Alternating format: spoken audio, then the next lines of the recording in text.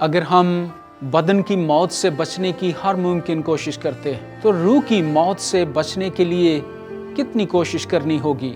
یاد رکھیں کہ مصر تہذیب و تمدن کا عظیم گہوارہ تھا۔ انسانی تاریخ اور کہانی پر اس کا اثر بہت ہی زیادہ ہے، یعنی اس میں اتنی وسعت اور گہرائی ہے جس کا اندازہ لگانا ممکن نہیں ہے۔ یہ ایک ایسے شخص کی کہانی ہے جو 3 اور 4 صدی عیسوی سے تعلق رکھتا ہے۔ یہ ایسا شخص تھا جو صرف اپنی مقامی زبان یعنی مصری زبان بولتا تھا۔ اس نے کوئی کتاب نہیں لکھی، اس کا بسیرا صحراؤں میں تھا، لیکن اس کا اثر صدیوں سے مختلف ثقافتوں اور اقوام میں محسوس کیا جا رہا ہے۔ اس شخص کا نام اینتھنی تھا۔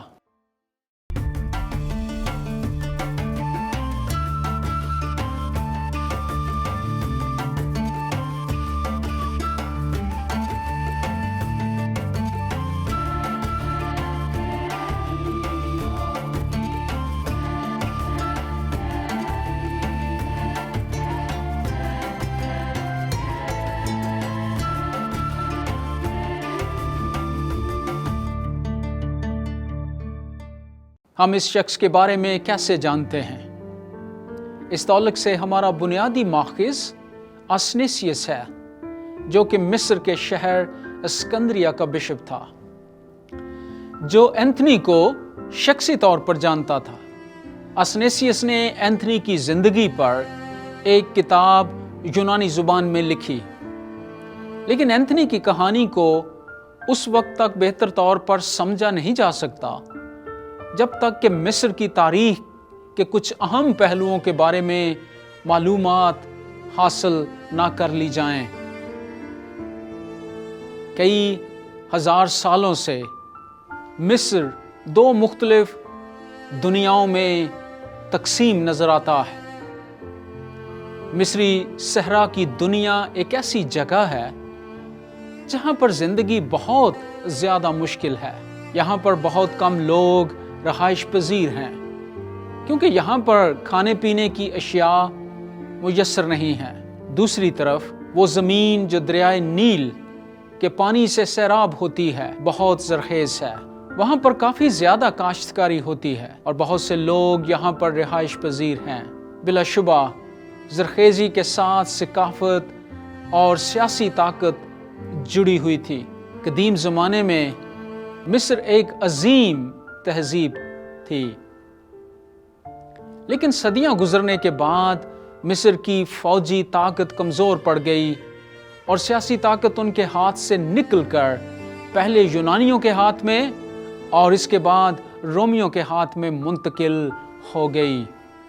اینتھنی کے زمانے میں یعنی 3 صدی عیسوی کے اختتام اور 4 صدی کے اوائل میں مصر پر ایک رومی حکمران حکمرانی کرتا تھا۔ اس وقت کا دارالحکومت یعنی اسکندریہ شہر رومی سیاست، یونانی تہذیب و تمدن اور مصری روایات کا امیزہ تھا۔ مصری، یونانی اور رومی لوگ سب بہت سے دیوی دیوتاؤں کی پرستش کرتے تھے، لیکن ان میں سے کچھ لوگوں نے مسیح یسوع کو قبول کر لیا تھا اور اب وہ واحد خدا کی پرستش کرتے تھے۔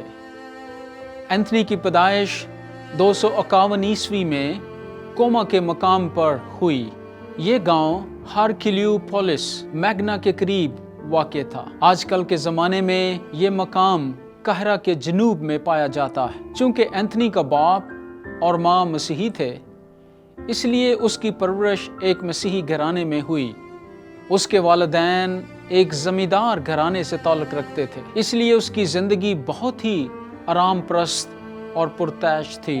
لیکن جب وہ 18 سال کا ہوا تو اس کے والدین فوت ہو گئے۔ ان کے مرنے کے بعد اس کو زمین اور جائیداد میراث میں ملی۔ علاوہ ازیں اس کے کندھوں پر اپنی چھوٹی بہن کی دیکھ بھال کی بھی ذمہ داری آ گئی۔ یہ نوجوان اپنی زندگی کے ساتھ کیا کرتا؟ متوقع بات یہی تھی کہ وہ اپنے کھیتوں کی دیکھ بھال کرتا اور اپنے کھیتوں میں کام کرنے والے نوکروں اور مزدوروں کی اچھی طرح سے نگرانی کرتا اور اپنی برادری میں ایک سماجی رہنما کی حیثیت سے اپنا کردار ادا کرتا، کیونکہ وہ ایک اوسط درجے کا دولت مند شخص تھا جسے معاشرے میں اپنی ذمہ داریوں کو ضرور ہی نبھانا تھا۔ مزید برآں اسے اپنی بہن کے لیے اچھا رشتہ ڈھونڈنا چاہیے تھا، لیکن اینتھنی کی زندگی تبدیل ہونے والی تھی۔ وہ کوئی خلاف معمول کام نہیں کر رہا تھا اور نہ ہی کسی خاص چیز کی توقع کر رہا تھا، بلکہ وہ فقط اپنے جیسے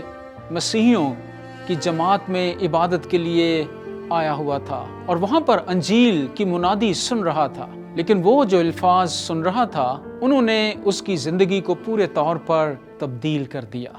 یہ الفاظ متی کی انجیل کے 19ویں باب کی 21ویں آیت میں یسوع مسیح کے اپنے الفاظ تھے۔ اگر تو کامل ہونا چاہتا ہے تو جا اپنا مال و اسباب بیچ کر غریبوں کو دے، تجھے آسمان پر خزانہ ملے گا اور آ کر میرے پیچھے ہو لے۔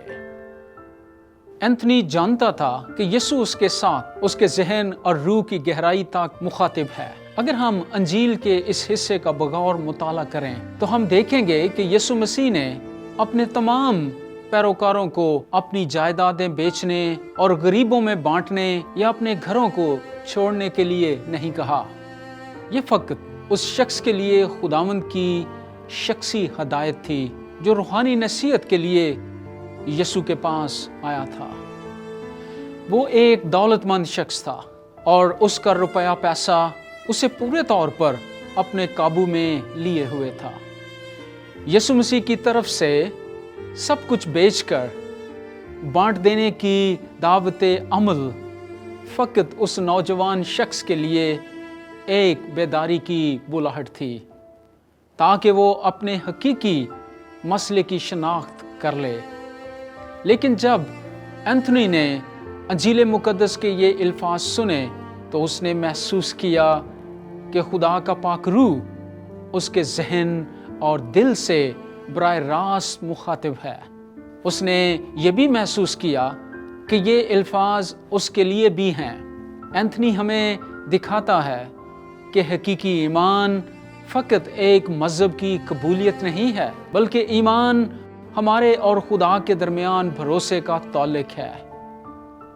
اس میں فرمانبرداری قانون کی پابندی کے ساتھ مشروط نہیں ہے، بلکہ یہ ایسا عمل ہے جس میں وہ سب کچھ کیا جاتا ہے جو خدا ہم سے چاہتا ہے، کیونکہ یہ درست اور راست ہے۔ علاوہ ازیں یہ خدا کو خوش کرنے کے لیے مسیح میں ہماری گہری ترین خواہش بھی ہے۔ لہذا اینتھنی یہ کام کرنا چاہتا تھا۔ سوال یہ تھا کہ وہ یہ کیسے سب کچھ کرے گا۔ اینتھنی جانتا تھا کہ پہلے اسے اپنی چھوٹی بہن کا بہتر انتظام کرنا تھا تاکہ اس کے اپنے ساتھ شخصی طور پر جو کچھ بھی ہو، کم از کم اس کی بہن کا نظام زندگی اچھی طریقے سے چلتا رہے۔ اسی لیے اس نے اپنی جائیداد کا کچھ حصہ اپنی بہن کے لیے الگ کر لیا اور اس کی پرورش کی ذمہ داری مسیحی خواتین کی ایک جماعت کو سونپ دی جو اس کام کے لیے رضامند تھی۔ انہیں اس کے جوان ہونے تک اس کی دیکھ بھال کرنی تھی۔ اینتھنی کی کل جائیداد تقریباً 200 ایکڑ رقبے پر مشتمل تھی۔ اس نے اپنی ساری جائیداد دے دی۔ اس کے بعد اس نے اپنی باقی کی ساری املاک بھی فروخت کر دی اور رقم غریبوں میں بانٹ دی۔ اس وقت مصر کے کچھ اور مسیحی اشخاص نے اپنے گھروں کو چھوڑنے کا فیصلہ کیا تاکہ وہ رہائشی علاقوں سے باہر رہ کر دعا اور پرہیزگاری کی حالت میں وقت گزاریں۔ اینتھنی نے بھی ایسا ہی کیا، لیکن اس نے انسانی رابطے ختم نہیں کیے، یعنی انسانوں سے پورے طور پر قطع تلخی اختیار نہ کی۔ اس کے برعکس اس نے ان مسیحی اشخاص کے ساتھ ملاقات کے لیے ایک مقام کا تعین کیا اور ان سے سیکھنے کی ہر ممکن کوشش کی۔ ان میں سے ایک شخص اس قدر مہربانی اور فضل भरा रवैया रखता था कि एंथनी जानता था कि यह मसीह का किरदार है, उसे भी उसकी मानद बनना चाहिए। एक और शख्स दुआ के लिए बड़ी तड़प और जस्तजू रखता था। एंथनी ने तो हैया किया कि उसे भी इस बात को अपनाना होगा, यानी उसे भी शख्सी तौर पर मुस्तकिल मिजाजी से बिला नागा दुआ करनी चाहिए। अपने मुस्तकबिल या इंजाम के बारे में एंथनी कुछ नहीं जानता था, लेकिन एक बात वो जरूर जानता था कि उसे ऐसा शख्स बनना चाहिए जैसा खुदा उसे देखना चाहता है। जिस तरह से खुदा ने बाइबल मुकद्दस में सैमुअल नबी को बताया, इसलिए कि इंसान ज़ाहिरी सूरत को देखता है पर खुदावंद दिल पर नजर करता है। चूंकि बाइबल मुकद्दस खुदा का कलाम है, इसलिए एंथनी ने बहुत सी आयात और हिस्से जुबानी याद कर लिए। बाइबल मुकद्दस में फरमाया गया है कि जो सुस्त हैं, यानी वो काम करने के काबिल तो हैं लेकिन काम करते नहीं, इन्हें खाने को भी नहीं देना चाहिए। बस एंथनी ने अपने हाथों से टोकरियां बनाना शुरू कर दी, जिनको देकर वो अपने लिए खाना खरीदता था। वो एक चटाई पर सोता था, लेकिन अक्सर व बेशतर वो बगैर चटाई के जमीन पर ही सोता था। बाज़ दफा वो सो नहीं पाता था, बाज़ दफा उसके पास खाना नहीं होता था, लेकिन वो कभी भी दुआ के बगैर वक्त नहीं गुजारता था। वो मुसलसल दुआ करता था। वो महसूस करता था कि उसे रिहायशी आबादियों से दूर अकेले ही आगे जाना चाहिए। बिलाखिर उसे एक मकबरा मिल गया जहां पर वो बगैर खलल अंदाजी के रह सकता था। एंथनी जानता था कि इस मादी और जिस्मानी दुनिया से दूर हकीकत की तलाश में अभी बहुत कुछ बाकी है। रूहानी दुनिया हकीकी है। हम इंसान होते हुए जिस्मानी बदन रखते हैं, लेकिन हर रोज हम अखलाकी फैसले भी करते हैं। हम अच्छाई और बुराई करने की अहलियत रखते हैं। एंथनी अगरचे गांव से दूर चला गया और ज्यादा वक्त दुआ में गुजारा करता था, लेकिन ऐसा करने से भी उसकी आजमाइशें खत्म नहीं हुई। हवस, लालच, गरूर और खुदगर्जी की ख्वाहिशात और खौफ और मायूसी के दबाव सहरा में चंद इकदामात उठाने से ख़त्म ना हुए। एंथनी को पता चल गया कि वहाँ पर बद अरवा और शैतानी कुव्वतें उसे आजमाइश में डाल रही थीं और वो अपनी कुव्वत से इन पर फतह नहीं पा सकता था, लेकिन उसमें काम करने वाली मसीह की कुव्वत के वसीले से वो इन तमाम आजमाइशों पर गालिब आ सकता था।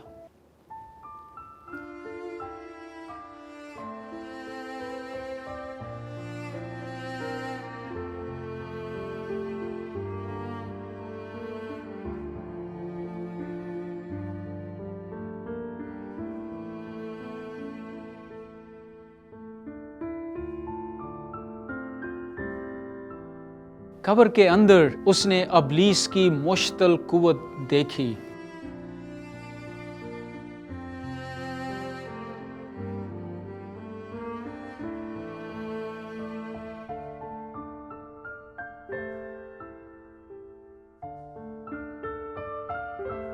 उसी वक्त आसमान से रोशनी की एक पुरसुकून किरण आई और उसका दर्द जाता रहा।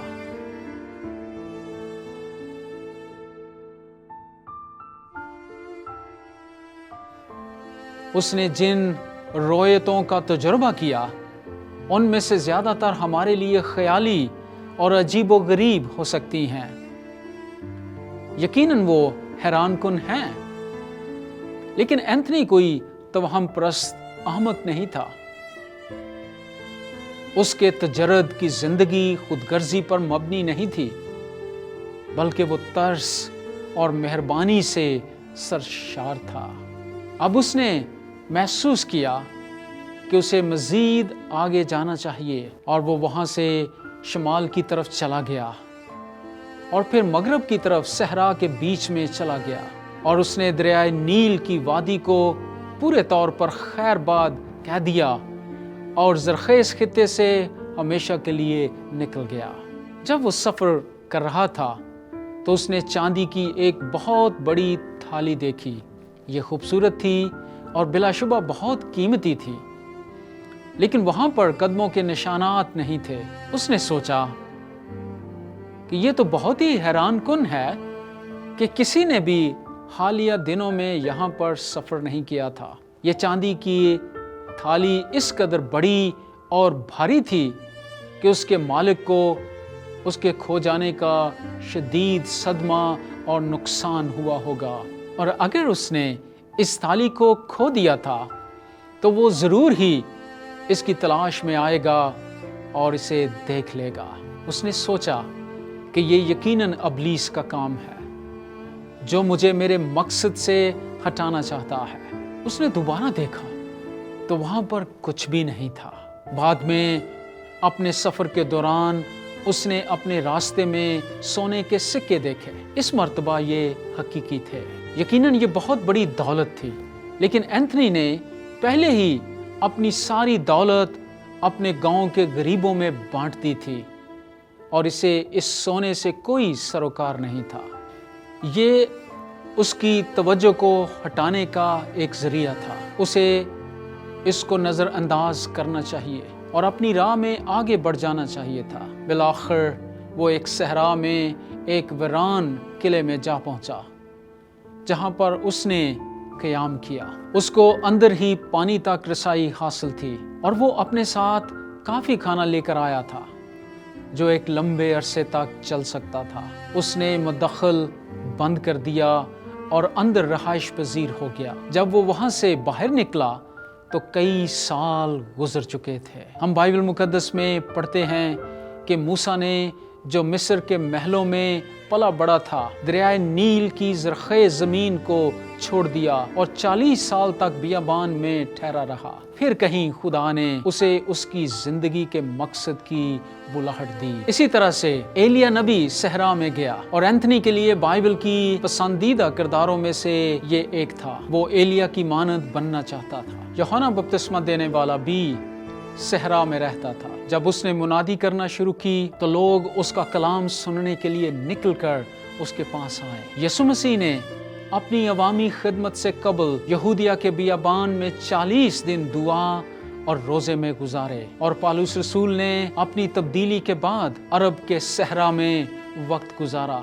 लिहाजा एंथनी इन मिसालों को अपनी जिंदगी में मशले राह के तौर पर देख सकता था। एंथनी मजमूई तौर पर तकरीबन 20 साल तक सहरा में क़याम पजीर रहा। इस अरसे के दौरान कभी कभार उसके दोस्त उससे मुलाकात करने के लिए आते और उसके लिए रोटी और दूसरी चीज़ें लाते और दरवाजे के ज़रिए से उसके साथ बातें करते। बिलाखिर वो उनसे मुलाकात करने के लिए गोशा नशीनी की हालत से बाहर आ गया और वो सब ये देखकर हैरान थे कि वो बिल्कुल तंदुरुस्त और तवाना था। ना तो उसका वजन बड़ा था और ना ही कम हुआ था। जज्बाती तौर पर वो बहुत ही पुरसुकून और मुतमईन था। लोग उससे मुलाकात करने के लिए आते थे और उससे गले मिलना चाहते थे, लेकिन एंथनी इस अमल से ना तो पुरजोश होता और ना ही परेशान होता था। वो उससे मुलाकात के दौरान खुदा की कुव्वत को महसूस करते थे।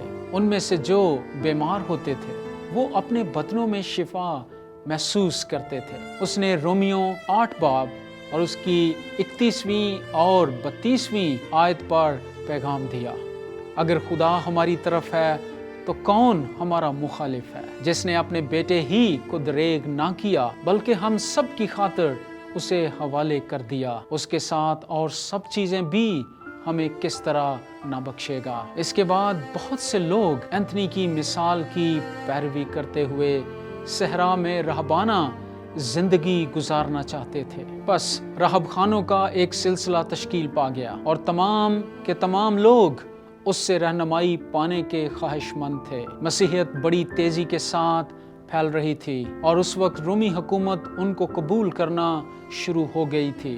لیکن 303 عیسوی میں شہنشاہ روم ڈایوکلیٹان نے کلیسیائی تاریخ کی بدترین اظہار ثانی کا آغاز کیا۔ گرجا گھروں کو مسمار کر دیا گیا، کلام مقدس کی جلدوں کو سر عام نظر آتش کر دیا گیا، مسیحی قائدین کو قید میں ڈال دیا گیا، اور تمام مسیحیوں پر یہ شرط لگائی گئی کہ یا تو وہ رومی دیوتاؤں کے سامنے قربانی چڑھائیں یا مرنے کے لیے تیار رہیں۔ حتیٰ کہ ڈایوکلیٹان کی اپنی بیوی اور بیٹی کو جو مسیحی ایماندار تھیں قربانی چڑھانے پر مجبور کیا گیا۔ 2 سال بعد ڈایوکلیٹان اچانک سے حکومت سے دستبردار ہو گیا اور اسے شاندار محل چھوڑنا پڑا۔ 311 عیسوی تک سلطنت کے مشرقی حصے پر مکیسی مینیس نامی قابض ہو گیا۔ وہ پورے طور پر مسیحی ایمان کو تباہ و برباد کر دینا چاہتا تھا۔ مصر کے مسیحی قیدیوں کو اسکندریہ شہر میں لایا گیا۔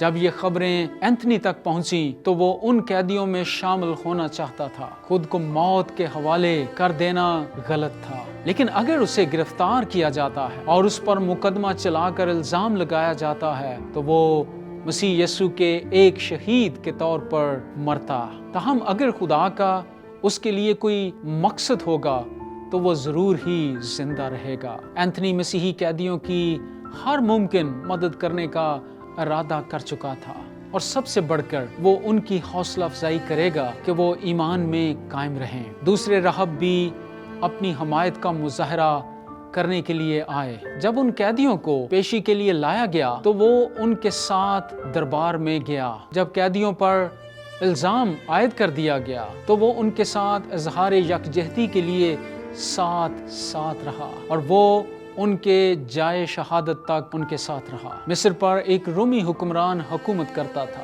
جب اس نے اینتھنی کی بے خوفی دیکھی تو اس نے حکم جاری کیا کہ اب سے کمرہ عدالت میں کسی راہب کو داخل ہونے کی اجازت نہیں ہے۔ مزید برآں انہیں اس شہر کو فوری طور پر چھوڑنا ہے۔ اینتھنی کے لیے یہ بہت بڑا چیلنج تھا۔ اس نے جان بوجھ کر شہر میں ایسی جگہ پر قیام کیا جہاں پر وہ واضح طور پر حکمران کی نظر میں رہتا۔ وہ اس کی نظر میں آنے اور گرفتار ہونے کی بھی جرأت رکھتا تھا، لیکن کچھ بھی نہ ہوا۔ اسکندریہ کے بشپ پیٹر کو گرفتار کر کے اس کا سر قلم کر دیا گیا، لیکن اینتھنی کو ہاتھ بھی نہ لگایا گیا۔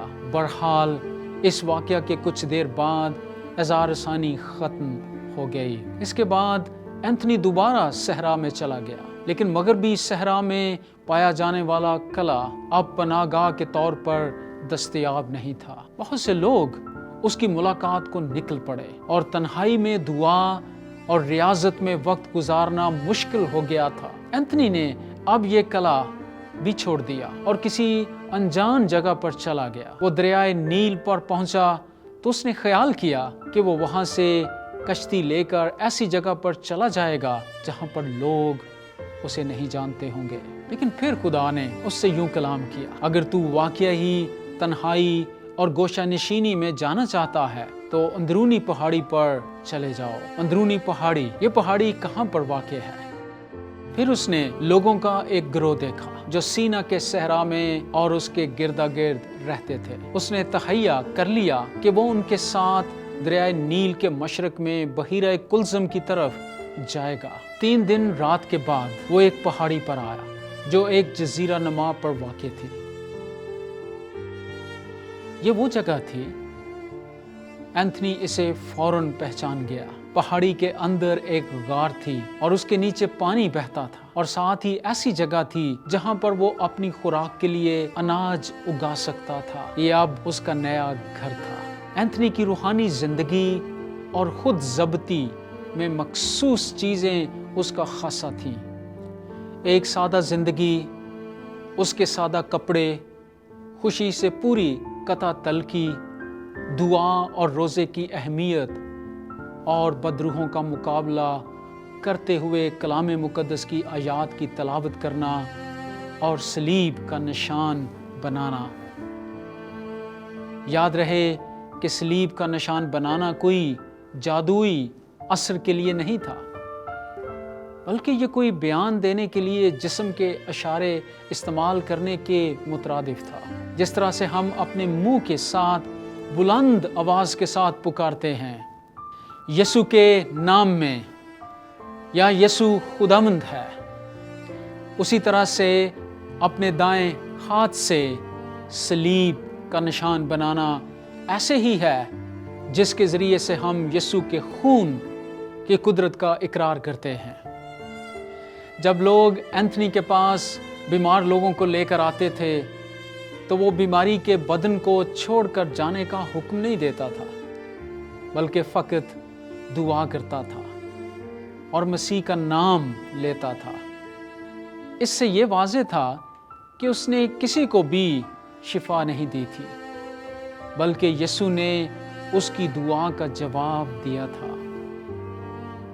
عالمگیر سطح پر ہونے والے حالات و واقعات نے مسیحی کلیسیا کے لیے بھی حالات کو تبدیل کر دیا، کیونکہ ایک مرتبہ پھر رومی سلطنت میں سیاسی قوت کے لیے جد و جہد شروع ہو گئی۔ اس مرتبہ رومی شہنشاہ قسطنطینیس کی وفات کے نتیجے میں اس کشمکش کا آغاز ہوا جو کہ مغربی یورپ پر براجمان تھا۔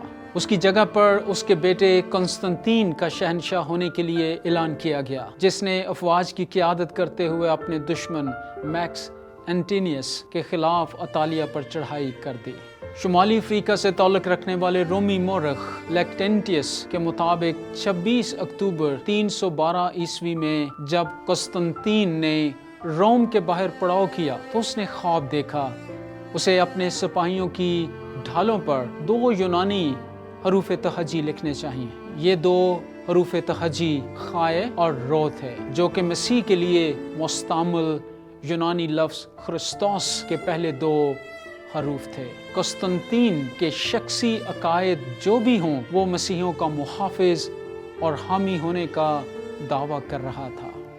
اس کی فوج نے دریائے ٹائبر کی طرف چڑھائی کی اور مشہور زمانہ پل ملویان کے مقام پر اس نے میکس اینٹیس کو شکست دی اور مغربی سلطنت پر خود حکمرانی کرنے لگ گیا۔ 326 عیسوی تک قسطنطین نے پوری رومی سلطنت یعنی مشرقی اور مغربی سلطنت کو اپنے قبضے میں کر لیا۔ مسیحیت اس وقت روم کا سرکاری مذہب قرار نہیں پائی تھی اور کسی کو بھی مسیحی ہونے کی ضرورت نہیں تھی، لیکن اس وقت مسیحیوں پر ہونے والی اعزار ثانی رک چکی تھی۔ کسی کو بھی مجبور نہیں کیا جاتا تھا کہ وہ قدیم رومی دیوتاؤں کے سامنے قربانی چڑھائیں۔ اینتھنی پوری رومی سلطنت میں مشہور تھا۔ قسطنطین نے اس کو ایک خط لکھا اور اس کو یوں مخاطب کیا گویا وہ اس کا باپ ہو اور وہ اس کا بیٹا۔ اینتھنی نے شہنشاہ کو جوابی خط لکھا اور نصیحت کی کہ وہ اپنی سیاسی کامیابی کے خمار میں نہ رہے، بلکہ یہ یاد رکھے کہ خدا اس کی عدالت کرے گا، اور اسے اس حقیقت کو اپنی آنکھوں سے دور نہیں کرنا چاہیے کہ صرف یسوع مسیح ہی حقیقی اور ابدی بادشاہ ہے۔ اس لیے شہنشاہ روم کو عدل اور انصاف کرتے ہوئے احتیاط کے ساتھ کام لینا چاہیے اور ہمیشہ غریبوں کے ساتھ ترس اور ہمدردی کے ساتھ پیش آنا چاہیے۔ قسطنطین اینتھنی کے اس جواب سے بہت خوش ہوا، لیکن اب مسیحی ایمان کو مختلف قسم کے چیلنج کا سامنا کرنا پڑا، یعنی اب غلط عقائد اور تفرقہ بازی کا خطرہ ان کو لاحق ہو گیا۔ اسکندریہ میں ایریس نامی ایک پادری نے مسیحی قائد بشپ الگزنڈر کو یسوع کی فطرت کے تعلق سے چیلنج کر دیا۔ ایریس نے تعلیم دینا شروع کی کہ خدا ازل سے تثلیث کے طور پر وجود نہیں رکھتا تھا، بلکہ صرف خدا باپ ہی ازل سے موجود تھا، اور مسیح کے تعلق سے وہ نظریہ رکھتا تھا کہ مسیح ایک مخلوق ہے جو انسان کے طور پر مجسم ہو گیا۔ ایریس کہتا تھا کہ مسیح یسوع حقیقی خدا نہیں ہے اور صرف فضل میں شراکت کرنے کے وسیلے سے وہ صرف نام کی حد تک خدا کہلاتا ہے۔ اس کا مطلب یہ تھا کہ یسوع مسیح نہ تو حقیقی خدا تھا اور نہ ہی حقیقی انسان، بلکہ وہ ان دونوں کی दरमियानी शक्ल था। बिशप अलेक्जेंडर खुदावंद यीशु मसीह की शख्सियत को किसी तौर से भी कम नहीं समझता था। उसने कहा वो अज़ल से खुदा है और अज़ल से ही बेटा है। एरियस की तालीम आरियत की बिद्दत कहलाई और कुछ मकामात पर लोगों ने इसको कबूल करना शुरू कर दिया। सवाल ये नहीं था कि क्या एरियस एक अच्छा आदमी है या क्या वो मुखलिस है, बल्कि ये था कि क्या वो दुरुस्त है। 321 ईस्वी में अस्कंद्रिया शहर में होने वाली एक कलीसियाई मजलिस ने एरियस की तालीम को रद्द कर दिया और उसे उसके पादरी के ओहदे से हटा दिया गया। फिर 325 ईस्वी में नकाया के मकाम पर सारी मसीही दुनिया से 250 बिशपों पर मुश्तमिल एक कलीसियाई मजलिस का इनेकाद किया गया। मिस्र से आए हुए बिशप अलेक्जेंडर के साथ एक मुआवन पादरी था जिसका नाम असनेसियस था। ये वही असनेसियस है जो बाद में स्कंदरिया का बिशप बना और इसी ने एंथनी की समाने हयात लिखी। नकाया की मजलिस ने एरियस और उसके पैरोकारों की मज़म्मत की, लेकिन ये मसले का इख्तिताम नहीं था। जब शहनशाह कंस्टंतीन 337 ईस्वी में फौत हो गया और उसकी जगह पर उसका बेटा कॉन्स्टेंटिनियस शहनशाह बना, तो उसने आरियत की बिद्दत की हमायत शुरू कर दी, या कम से कम उसके नज़रियात मसीहियत और आरियत के दरमियानी हालत पर थे।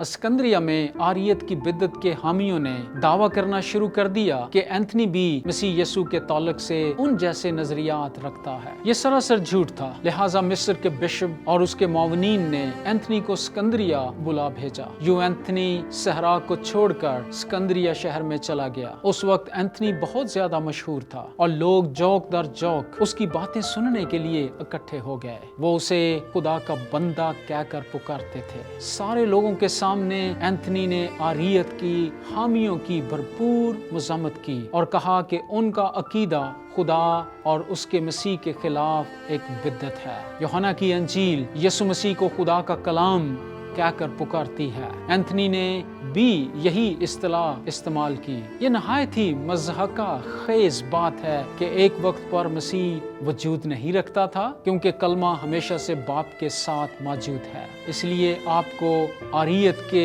हामियों के साथ रफाकत नहीं रखनी चाहिए, क्योंकि नूर की तारीकी के साथ क्या शराकत। तुम खुदा तरस मसीही हो, लेकिन वो कह रहे हैं कि बेटा और खुदा बाप का कलाम मखलूक है। वो गैर अक़वाम से मुख्तलिफ नहीं हैं जो खालिक की बजाय मखलूक की प्रस्तश करते हैं। बस एंथनी अस्कंद्रिया से रुखसत हुआ और सहरा में वापस लौट गया, लेकिन सियासी कुव्वतें आरियत की हमायत करने लग गईं और बिलियासियस नामी एक शख्स जो कि स्कंदरिया का फौजी सिपाहसालार था और आरियत की तालीम का हामी था, राहबों के खिलाफ हो गया और उसने उनको कोड़े लगाने शुरू किए और खूब ज़दोकोब किया। ये खबरें एंथनी तक भी पहुंची, लेकिन वो क्या कर सकता था। उसने एक पैगाम के जरिए से बिलियासियस को खबरदार किया कि खुद को खुदा की अदालत के तहत लाने के क्या नताइज होंगे। मैं देख रहा हूँ कि तुझे सजा मिलेगी।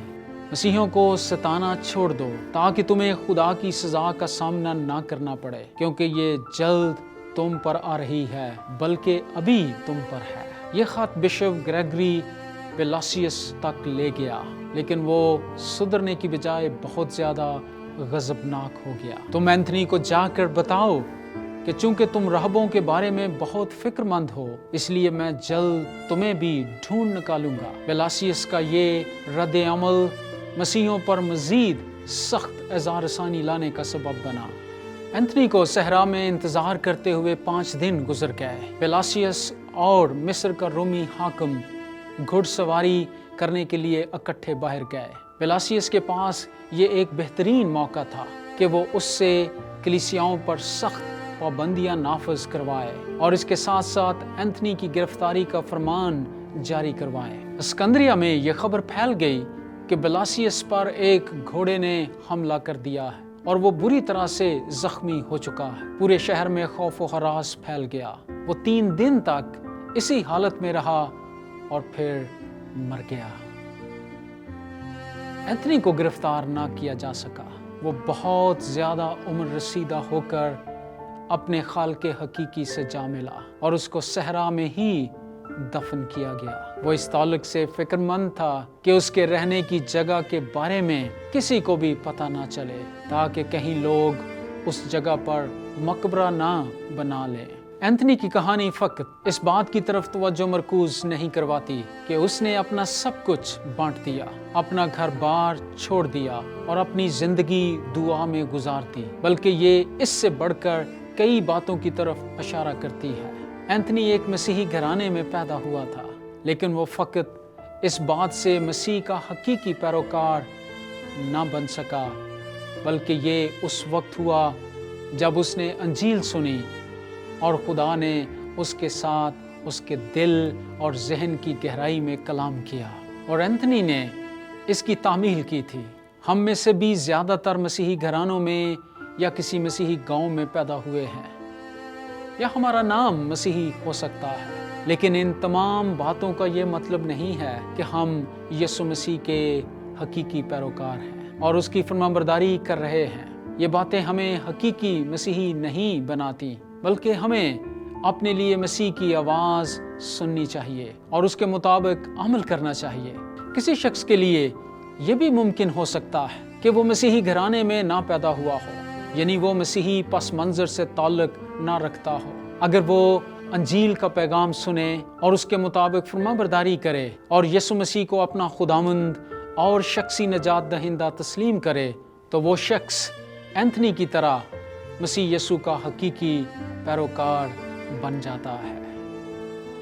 ہو سکتا ہے کہ خدا آپ کو اور مجھے اینتھنی کی طرح راہبانہ زندگی گزارنے کی بلاہٹ نہ دے، لیکن وہ ہمیں ضرور ہی یسوع کے ساتھ ایمان اور فرمانبرداری کا شخصی تعلق رکھنے کی دعوت دیتا ہے۔ در حقیقت اینتھنی کے لیے یہ اہم نہیں تھا کہ وہ اس جگہ پر جائے یا کسی اور جگہ پر جائے۔ اس کے لیے اہم ترین بات یہ تھی کہ وہ یسوع مسیح کے ساتھ شخصی تعلق قائم رکھے، چاہے وہ شہر میں ہو یا صحرا میں، لوگوں کے درمیان ہو یا مکمل گوشہ نشینی کی حالت میں۔ بس ہمیں کس طرح سے رد عمل ظاہر کرنا چاہیے؟ اینتھنی کا یسوع مسیح کو جاننے کا طریقہ بائبل مقدس سیکھنے، دعا کرنے اور یسوع مسیح کی کہی ہوئی باتوں کے ذریعے سے تھا۔ یہ ہمارے لیے ایک اچھا نقطۂ آغاز ہے۔